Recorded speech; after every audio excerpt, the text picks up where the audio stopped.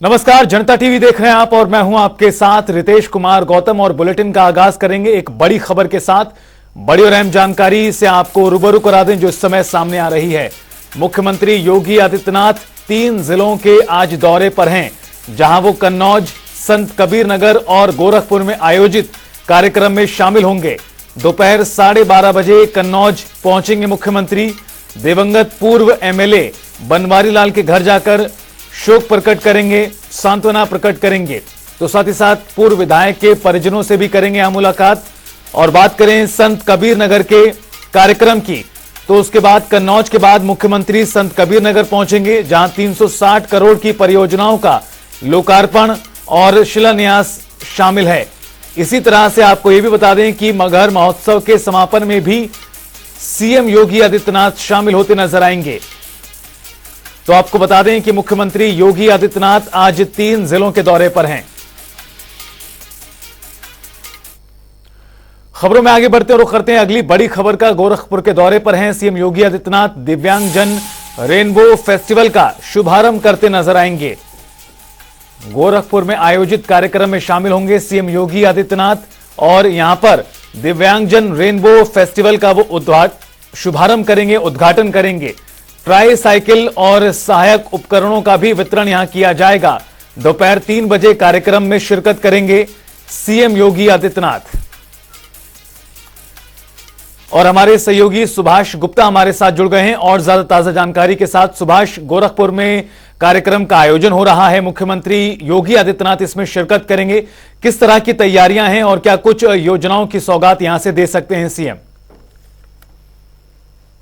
जी बिल्कुल रितेश, मैं बता दूं कि योगी आदित्यनाथ आज दोपहर बाद गोरखपुर पहुंचने वाले हैं और 3 दिवसीय जो कार्यक्रम है दिव्यांग रेनबो फेस्टिवल का, उस कार्यक्रम का उद्घाटन आज मुख्यमंत्री योगी आदित्यनाथ महंत योगी जो है प्रेक्षागृह में करेंगे। और आपको बता दें कि यह कार्यक्रम लगभग 3 बजे शुरू होगा और दिव्यांगजनों के जीवन में एक समझ लीजिए कि इंद्रधनुषी रंग जो है बिखेरने वाले हैं मुख्यमंत्री योगी आदित्यनाथ। इस 3 दिवसीय फेस्टिवल में तमाम कार्यक्रम है और इसमें आपको बता दें कि जो उत्पाद बनाए हुए हैं, जो दिव्यांगजन ने उत्पाद बनाया हुआ उसका बाकायदे जो है स्टॉल लगेगा और स्टॉल में जो है मुख्यमंत्री योगी आदित्यनाथ खुद इस स्टॉल का जो है प्रदर्शनी जो होगा उसका अवलोकन करेंगे। साथ ही इनको ट्राई साइकिल भी वितरित करेंगे।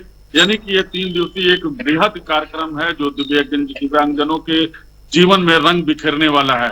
आपको बता दें यह कार्यक्रम लगभग 3 बजे होगा और मुख्यमंत्री योगी आदित्यनाथ 4 फरवरी को फिर गोरखपुर में बेरोजगारों को जो है नियुक्ति पत्र देने वाले हैं। यह भी कार्यक्रम जो है मंडल स्तरीय कार्यक्रम है जो मदन मोहन प्रौद्योगिकी कॉलेज में यह कार्यक्रम होगा, जिसका शुभारंभ मुख्यमंत्री योगी आदित्यनाथ द्वारा किया जाएगा।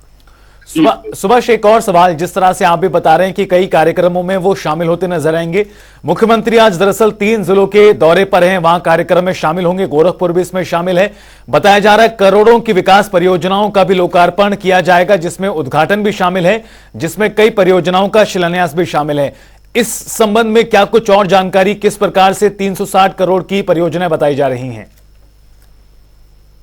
देखिए, आपको बता दें कि गोरखपुर में ऐसा कोई कार्यक्रम नहीं है और गोरखपुर में 2 ही कार्यक्रम है, जिसका एक कार्यक्रम 3 बजे आज होगा और जो दिव्यांगजनों के लिए है, और जो है 4 फरवरी को कार्यक्रम मदन मोहन प्रौद्योगिकी कॉलेज में होगा, जिसमें जो है बेरोजगारों को बाकायदे वहां नियुक्ति पत्र देने वाले हैं और वो एक बृहद रोजगार मेला का आयोजन वहां पे होना है। जी रितेश। सुभाष, जिस तरह से आपने बताया कि दिव्यांगजनों को ट्राई साइकिल वितरण करेंगे मुख्यमंत्री, इस कार्यक्रम में शामिल होंगे। और एक बड़ी बात है, चूंकि कार्यक्रम का नाम जिस तरह से तय किया गया है दिव्यांगजनों रेनबो फेस्टिवल, क्या कुछ उद्देश्य है सरकार का, प्रशासन का? रेनबो फेस्टिवल के माध्यम से क्या संदेश सरकार देने का प्रयास कर रही है? देखिए, इसमें सीधा संदेश है कि जो दिव्यांग हैं शरीर से कहीं ना कहीं वो जो है दिव्यांग हैं, उनको जो है उनके जीवन में रंग भरने का, उनके जो है जीवन में उत्साह वर्धन करने के लिए बाकायदे मुख्यमंत्री योगी आदित्यनाथ जो है उसमें खुद शिरकत कर रहे हैं। उनके जो तमाम जो है कार्यक्रम में है, नुक्कड़ नाटक होगा, नृत्य होगा और तमाम जो है कार्यक्रम इसमें होगा, जो उसमें ये बड़े बड़े उत्पाद जो है खुद ये बना रहे हैं दिव्यांगजन। तो जो उनके उत्पाद है उनको जो है उनके हौसला अफजाई भी मुख्यमंत्री योगी आदित्यनाथ करेंगे। तो उनका मुख्य उद्देश्य यही है कि जो शरीर से विकलांग हैं, शरीर से दिव्यांग हैं, उनको कहीं ना कहीं उनके जीवन में जो है रंग भरा जाए, उनको और बढ़ावा दिया जाए, उनके जो है कार्यों की सराहना की जाए ताकि वो अपने जीवन में और आगे बढ़े। जी बिल्कुल सुभाष, कुल मिलाकर कार्यक्रम बहुत महत्वपूर्ण है। दोपहर 3 बजे के आसपास कार्यक्रम का आयोजन होगा। बहुत बहुत शुक्रिया आपका तमाम जानकारी विस्तार से साझा करने के लिए। तो यहां पर सीएम योगी आदित्यनाथ कार्यक्रम में शिरकत करते हुए दिव्यांगजनों को ट्राई साइकिल वितरण भी करेंगे।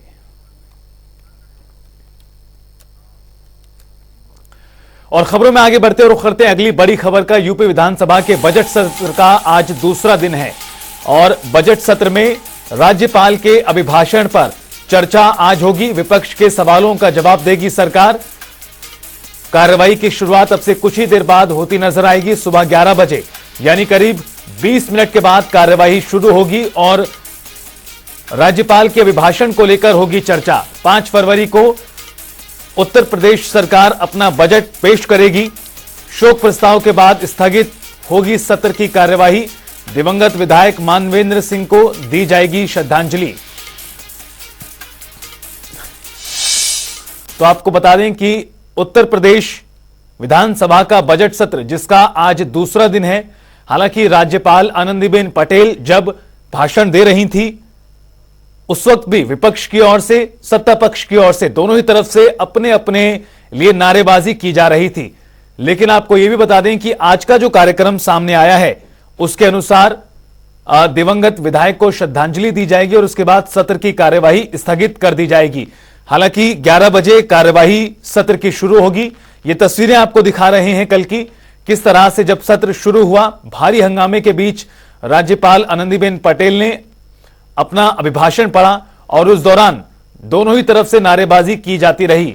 सत्ता पक्ष और विपक्ष की ओर से जमकर नारेबाजी की गई और इस बीच भारी हंगामे के बीच राज्यपाल ने अभिभाषण पढ़ा। दिवंगत विधायक को दी जाएगी श्रद्धांजलि। यूपी विधानसभा बजट सत्र का आज दूसरा दिन है। और लखनऊ से हमारे सहयोगी तौकीर किदवई हमारे साथ जुड़ गए हैं और ज्यादा ताजा जानकारी के साथ। तौकीर, यूपी विधानसभा के बजट सत्र का आज दूसरा दिन है। आज के सत्र की कार्यवाही किस प्रकार से रहेगी?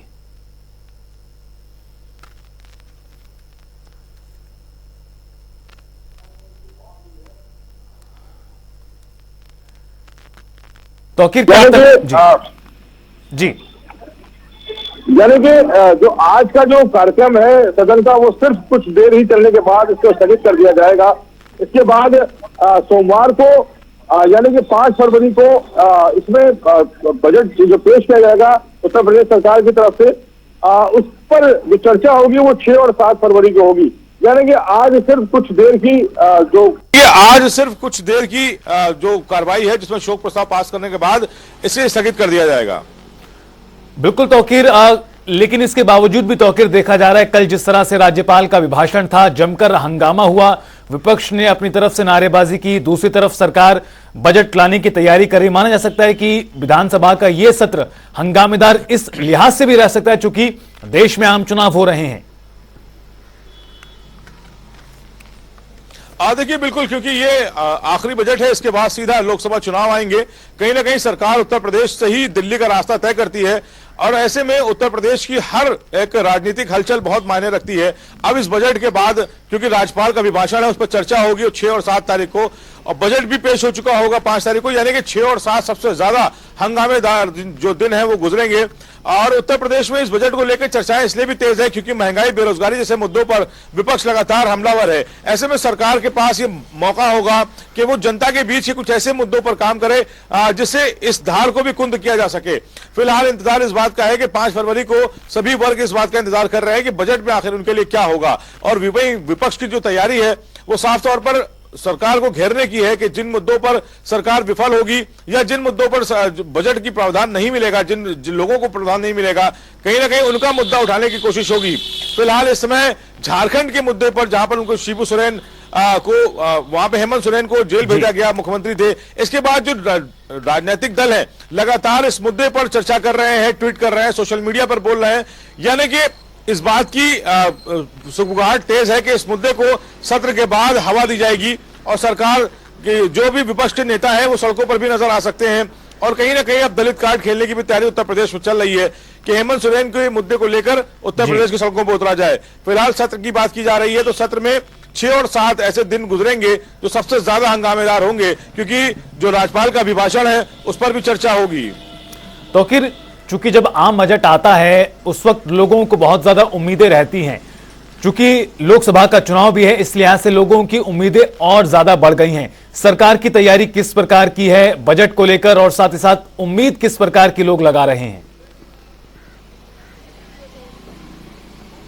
देखिए, इस बार माना जा रहा है करीब 8.25 लाख करोड़ का बजट पेश करेगी सरकार। ये करीब 10% ज्यादा होगा पिछले बजट से। जो सरकारों का जो रुझान है, जो उत्तर प्रदेश सरकार का रुझान है, वो कहीं ना कहीं 1 ट्रिलियन इकोनॉमी के लिए है कि कुछ ऐसे जो क्षेत्र है उन पे काम किया जाए जहां से रेवेन्यू शेयरिंग बढ़े। ऐसे में सबसे ज्यादा इंपॉर्टेंट है आपका पर्यटन पे लगातार काम हो रहा है। 4 से 5 ऐसे जिले हैं जिनको फोकस किया जाना है, जिसमें अयोध्या नंबर 1 पर है, उसके बाद चित्रकूट है, बनारस है। ऐसे वो शहर हैं जहां पर लगातार विकास की गति को तेज किया गया है ताकि वहां पे पर्यटन के माध्यम से वहां पर रेवेन्यू शेयरिंग बढ़ाई जाए। इसके अलावा स्वास्थ्य ऐसा विभाग है जिसपे विपक्ष हमेशा लगातार हमलावर रहता है। अखिलेश यादव सदन में इसको लेकर सबसे ज्यादा मुद्दा बनाते हैं, यानी कि मेडिकल सिस्टम पर सबसे ज्यादा काम होना है जहां से जनता को राहत मिलेगी, और जनता का जब राहत मिलेगी तो कहीं ना कहीं यही लोग वोट पे तब्दील होंगे। तो फिलहाल मेडिकल पे भी जो बजट में प्रावधान होगा एक बड़ा प्रावधान हो सकता है। और इसके अलावा जो अपराध है, अपराध पे लगातार सरकार को घेरने की कोशिश की जाती है। पिछली सरकारें भी अपराध के मुद्दे पर ही गंवानी पड़ी थी, यानी कि अखिलेश यादव की जो सरकार थी, कहा यह जाता था कि उस समय गुंडागर्दी ज्यादा थी, अपराध का लेवल ज्यादा था। इसी को मुद्दा बनाकर 2017 में भाजपा की वापसी हुई थी। फिलहाल अपराध को रोकथाम के लिए पुलिस के लिए भी एक बड़ा बजट होगा, चाहे वो सीसीटीवी कैमरों के लिए हो, चाहे वो वहां पर 112 के लिए जो गाड़ियां बढ़ाई जानी है उसके लिए हो, और पूरे एक इकोसिस्टम को चेंज करने के लिए भी लगातार मुख्यमंत्री अपनी इस बात को अलग अलग जगहों पर वो कहते रहते हैं कि पुलिस सिस्टम को भी और बेहतर करना है, चाहे वो उसमें टेक्नोलॉजी को और बढ़ाया जाएगा, और पुलिस की भर्तियां भी लगातार बढ़ रही हैं। तो कहीं ना कहीं अपराध, महिला से जुड़े हुए जो अपराध हैं वो, और इसके अलावा जो किसान का मुद्दा है वो अहम है। तो फिलहाल इन मुद्दों और इस वर्गों को ध्यान में रखते हुए पूरा बजट आने की उम्मीद है कि 8.25 लाख करोड़ में सभी वर्गों का ध्यान रखा जाएगा।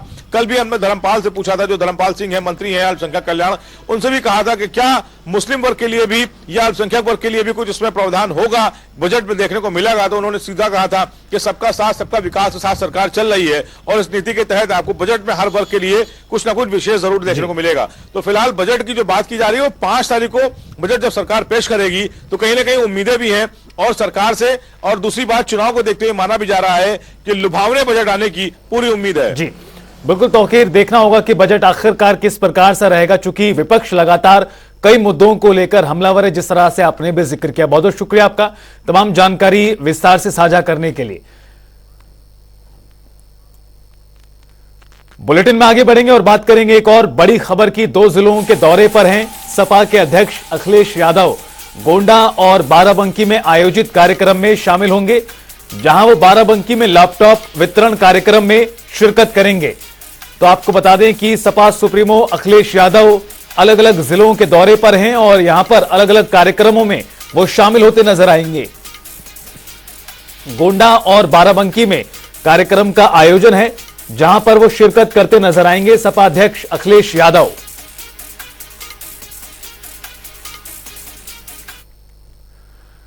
अयोध्या में भक्त लगातार रामलला के दर्शन करने के लिए बड़ी संख्या में आ रहे हैं, लेकिन मंदिर का पूरे कार्य 2024 के अंत में होने की उम्मीद जताई गई है। मंदिर निर्माण समिति के अध्यक्ष नृपेंद्र मिश्रा ने कहा कि मंदिर में अब निर्माण कार्य पुनः शुरू होना है। जो परिक्रमा की दीवार है उस कार्य को भी पूरा किया जाएगा। और क्या कुछ कहा, आइए आपको सुनवाते हैं। मंदिर में अब पुनः निर्माण कार्य शुरू हो रहा है, और मुख्य रूप से जो परकोटा का कार्य पूरा करना है, जो एक 795 मीटर की परिक्रमा की दीवार है, उस कार्य को पूरा किया जाएगा। और उसी के साथ जो लोअर प्लिंथ पे मंदिर के आइकनोग्राफी है, उस कार्य को भी शुरू होगा। और सबसे बड़ा कार्य जो मंदिर को पूर्ण किया जाना है, प्रथम तल पे और द्वितीय तल पे जहाँ की राजा राम का दरबार होगा, उस कार्य को अब तत्काल प्रारंभ किया जाएगा और वर्ष दिसंबर 2024 में पूर्ण होगा। तो वहीं डिप्टी सीएम केशव प्रसाद मौर्य ने कांग्रेस पार्टी पर जमकर निशाना साधा और कांग्रेस सांसद राहुल गांधी की भारत जोड़ो न्याय यात्रा को नफरत फैलाने वाली यात्रा बताया। साथ ही उन्होंने कांग्रेस नेता डीके सुरेश के बयान पर भी पलटवार किया। डीके सुरेश का बयान देशद्रोह की दुर्गंध फैलाने वाला है। कांग्रेस के पूर्व अध्यक्ष और सांसद श्री राहुल गांधी जी भारत जोड़ो न्याय यात्रा के नाम पर मोहब्बत की दुकान की बात करके नफरत फैलाने का काम कर रहे हैं। देश का विभाजन करने का अगर किसी ने पाप किया है तो वह कांग्रेस ने ही किया था। जम्मू कश्मीर में धारा 370 लगाने का पाप करने का काम जो किया था वह कांग्रेस ने ही किया था। देश के अंदर सदैव तुष्टीकरण की राजनीति करके देश को टुकड़ों टुकड़ों में बांटने का काम यह भारत जोड़ो न्याय यात्रा की बात करने वालों ने ही किया था। और आज जिस प्रकार से कांग्रेस के सांसद डीके सुरेश ने यह भाषा का प्रयोग किया है कि दक्षिण भारत के लिए एक अलग देश बनाने की मांग करेंगे, यह खुलेआम देशद्रोह है। ऐसे व्यक्ति की संसद की सदस्यता समाप्त होनी चाहिए। ऐसे व्यक्ति के खिलाफ मुकदमा लिख करके जेल भेजा जाना चाहिए। कांग्रेस की पूर्व अध्यक्ष श्रीमती सोनिया गांधी जी हों, चाहे श्री राहुल गांधी जी हों और चाहे वर्तमान अध्यक्ष श्री मल्लिकार्जुन खड़गे जी हों, उन्हीं के राज्य से आने वाले ये सांसद हैं। क्या वह इनके बयान से सहमत है? उन्होंने ऐसे बयान के विरुद्ध अभी तक कोई प्रतिक्रिया क्यों नहीं दी, कार्रवाई क्यों नहीं की? देश यह जानना चाहता है। देश किसी भी कीमत पर देशद्रोही भाषा को बर्दाश्त नहीं कर सकता। देश के किसी हिस्से में कोई भारत विरोधी आचरण करता है तो आज भारत की सेना, भारत की सुरक्षा एजेंसियां देश के दुश्मनों को, चाहे वो पाताल में भी घुसे हों, तो निकाल करके उनके खिलाफ कार्रवाई करने का काम कर रहे हैं। लेकिन ऐसे समय में कांग्रेस का एक सांसद और डीके सुरेश नाम के व्यक्ति जिस प्रकार से संसद में भाषा का प्रयोग किया है, मैं आलोचना करता हूं, निंदा करता हूं। तत्काल उनकी संसद की सदस्यता को समाप्त करने की मांग करता हूं और पूरे कांग्रेस पार्टी के नेतृत्व इसके लिए माफी मांगे और उनके खिलाफ कार्रवाई करे और भारत जोड़ो यात्रा तत्काल बंद करके भारत से माफी मांगो यात्रा का नाम उसको बदल करके रख करके शुरुआत करना चाहिए। तो वहीं मुख्तार अंसारी के सहयोगियों पर लगातार कार्रवाई की जा रही है। आजमगढ़ में जनपद स्तर पर चिन्हित माफिया हिस्ट्री शीटर शाहजमा उर्फ नैयर और हिस्ट्री शीटर अशरफ जमा खां की जनपद लखनऊ में स्थित 1 हेक्टेयर जमीन जिसकी कीमत 3 करोड़ रुपए है, मामले को लेकर धारा 14A के अंतर्गत उत्तर प्रदेश गैंगस्टर एक्ट के तहत लखनऊ कमिश्नरेट पुलिस की मदद से कुर्क की गई। जनपद आजमगढ़ के एसपी ने बताया कि जिले में अपराधियों के खिलाफ लगातार कार्रवाई जारी है।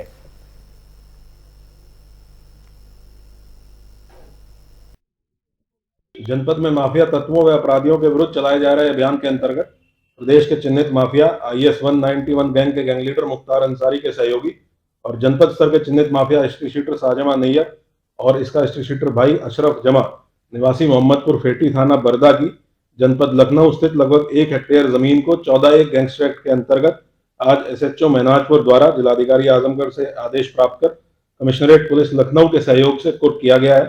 कुर्क की गई इस जमीन की सर्कल रेट के हिसाब से कीमत लगभग 1 करोड़ 24 लाख है और मार्केट वैल्यू के हिसाब से इसकी कीमत लगभग 3 करोड़ से ऊपर की है। संगठित अपराध और माफिया तत्वों की अपराध से अर्जित संपत्ति को 14A गैंगस्टर एक्ट के अंतर्गत कुर्क कर कमर तोड़ने की कार्रवाई अभियान के तौर पर जनपद आजमगढ़ पुलिस के द्वारा अनवरत जारी रहेगी। और चलिए अब आपको दिखाते हैं 4 मिनट में ढारा मंडल। गोरखपुर दौरे पर मुख्यमंत्री योगी आदित्यनाथ दिव्यांगजन रेनबो फेस्टिवल का करेंगे शुभारंभ। सपा सुप्रीमो अखिलेश यादव का बाराबंकी दौरा, लैपटॉप वितरण कार्यक्रम में होंगे शामिल। फतेहपुर चेयरमैन की ओर से है कार्यक्रम का आयोजन। यूपी में बदल रहा मौसम का मिजाज, अगले 2 दिनों तक बारिश के आसार, मौसम विभाग ने जारी किया अलर्ट। अलीगढ़ में पत्नी ने पति को शराब छोड़ने की कही बात, पति के न मानने पर विषैला पदार्थ खाकर दी अपनी जान, मामले की जांच कर रही है पुलिस। अलीगढ़ में दबंग लोगों ने महिला के साथ की मारपीट, उपचार के लिए अस्पताल में कराया भर्ती, पुलिस कर रही जांच। लखीमपुर खीरी में हत्या आरोपी और पुलिस में मुठभेड़, पुलिस ने अभियुक्त को किया गिरफ्तार। बलिया में थप्पड़बाज एसडीएम रवि कुमार का बयान सामने आया। एसडीएम सिकंदरपुर ने सीसीटीवी फुटेज को झुठलाया, अपनी हरकत पर पर्दा डालते नजर आए एसडीएम। इटावा के थाना उसराहर के सामने आई दिल दहलाने वाली घटना, देवर ने की भाभी की कुल्हाड़ी मारकर हत्या, आरोपी को कुल्हाड़ी समेत पुलिस ने किया गिरफ्तार। अलीगढ़ में भीषण सड़क हादसा, 2 प्राइवेट बसों की टक्कर, भयंकर भिड़ंत, 2 दर्जन से अधिक लोग घायल। फिरोजाबाद में अलर्ट पर पुलिस और प्रशासन, ज्ञानवापी में पूजा अर्चना को लेकर कड़ी की गई सुरक्षा। लेह लद्दाख में बर्फ भूस्खलन से अलीगढ़ का जवान शहीद, गांव लाया गया पार्थिव शरीर। आगरा में आंसू गैस का गोला गिरने से हड़कंप, लोगों को परेशानियों का करना पड़ा सामना, आंसू गैस के गोले को अपने साथ ले गए पुलिसकर्मी। इटावा में पुलिस विभाग के आला अधिकारियों ने संयुक्त रूप से किया पैदल गश्त, इलाकों में ड्रोन कैमरों से रखी जा रही निगरानी। आजमगढ़ में चलती कार बनी आग का गोला, कार सवार 5 लोगों की जान बची, कड़ी मशक्कत के बाद पाया गया काबू। कानपुर में झोला छाप महिला डॉक्टर का अवैध क्लिनिक, स्वास्थ्य विभाग ने बंद करने के दिए थे आदेश के बावजूद संचालित था क्लिनिक। पीलीभीत में स्कूलों में देरी से आ रहे शिक्षक, छात्रों के अभिभावकों ने की शिकायत। गोंडा में पुलिस और बदमाश के बीच मुठभेड़, पुलिस ने बदमाश को किया गिरफ्तार।